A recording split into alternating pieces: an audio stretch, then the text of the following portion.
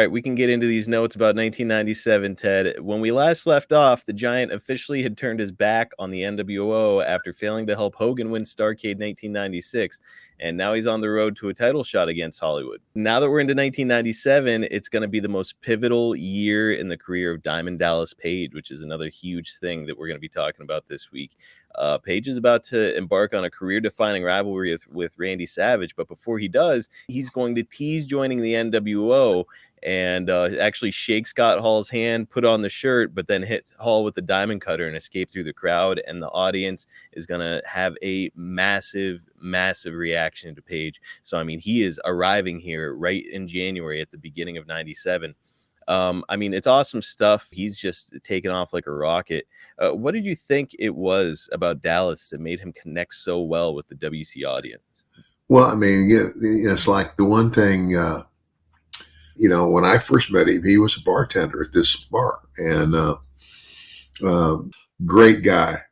And Melanie and I, we went, it's been a year or so now, but we went to his home in the Atlanta area, and we stayed with him for a week, and we started DDPY yoga.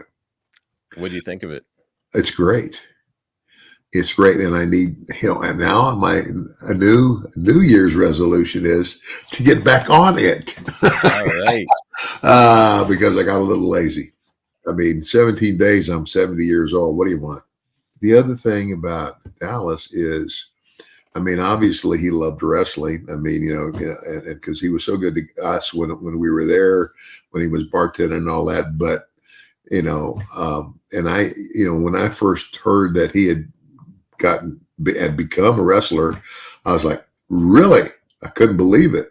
But then to watch how he progressed, I mean, you can't, like, again, I've said this so many times, you cannot teach anybody charisma. That's, it's kind of like, when I was a baby face, I had a more serious attitude, you know what I'm saying? Nice guy, but as a heel, I could just go, and be the wild man. And that's charisma. They always say it's like you turned up to 11, right? And that's what you became whenever you became the $1 million man and this over the top, outrageous heel. Yeah. And, it's funny because, Dallas has mentioned before that when he was coming into the business, he just wanted to be Dusty Rhodes. And so, like, you could tell that he kind of borrowed a lot of Dusty's rap. And it's just interesting because you kind of see, like, there's the coaching tree in wrestling. There's also, like, the sort of, like, promo tree of, like, guys who were inspired by guys. Like, Billy Graham was inspired by Muhammad Ali, and then he inspired Dusty Rhodes, who then inspired guys Dusty Rhodes, they funky like a monkey. He flip, flap, and fly. We all, brother. So all these guys are borrowing from each other, but then making it their own, and it's like DDP just had it, right? Yeah, and again, I mean, and I was like, I think guys, and Dusty now has had two sons who have done remarkably well. And why? Because it wasn't just because their dad was one of the biggest stars in wrestling. It's because, it's their legacy. And it's like, you got to want something really bad. So it's kind of like my dad. Of course, my dad was never around to see me wrestle professionally. But my drive and everything was that, and I never knew my dad as anything but a heel, And so when I turned heel, I turned it on. I did a lot of his stuff. So, man, but then again, much like DDP did with Dusty, you made it your own. You weren't just a carbon copy. It's like exactly, your own, and that's what it's about. That's it. And Dallas here, I mean, eventually he's going to go on to become WCW World Champion multiple times. And of course, he's now forever enshrined in the WWE Hall of Fame. I mean, it's when you first met this guy at this bar, or even when he first became a wrestler, did you ever picture him going on to have this kind of crazy success? No, I didn't.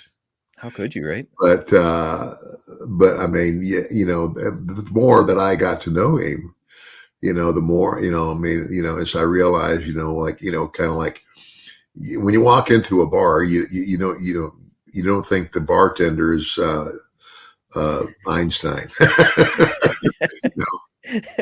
Okay, I know what you are there, buddy. You're a bartender. That's your gift. Okay, great, good for you. And funny, and I mean, again, yeah, again, like, how could you meet this bartender and think like, "Hey, this guy's gonna go on to become a world champion and all of like, never, never in a million years." I never thought so. No.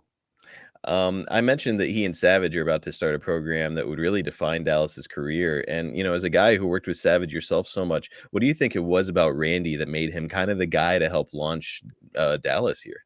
Well, it's kind of like when you've got it and you get in the ring with somebody else who also has it. You can't describe it, but uh, then that they naturally help you along. It's kind of like when I first started.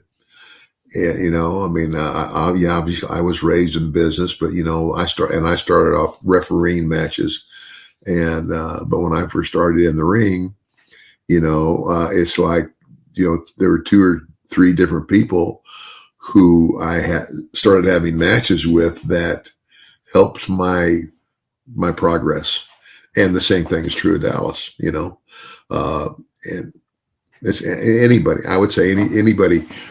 Yeah, you can't. If you can't learn from somebody that's a star and you're wrestling them, then pack your bag and go home. So, but you learn a lot about timing, and it's kind of like I can't remember anybody off a hand, but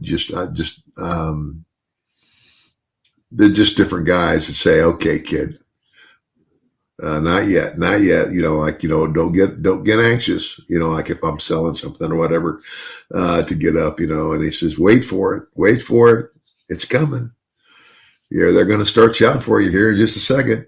And sure enough, as we kept going, they would, start slowly, and then you get that deal, and you get from your back to your knees, and then you get one leg up, and you get the other leg up, and then you start fighting out of it, and then you go. Anyway. And that kind of stuff is so fascinating to me, where it's like, this trade essentially that's just passed down from person to person, and maybe you take a little something from one guy in one territory, something from another guy in another territory, and you eventually shape yourself as a performer. Yeah. Man, really cool. DiBiase, obviously richer than the rest. Here the champion. Here comes the set. It's the story of a legend.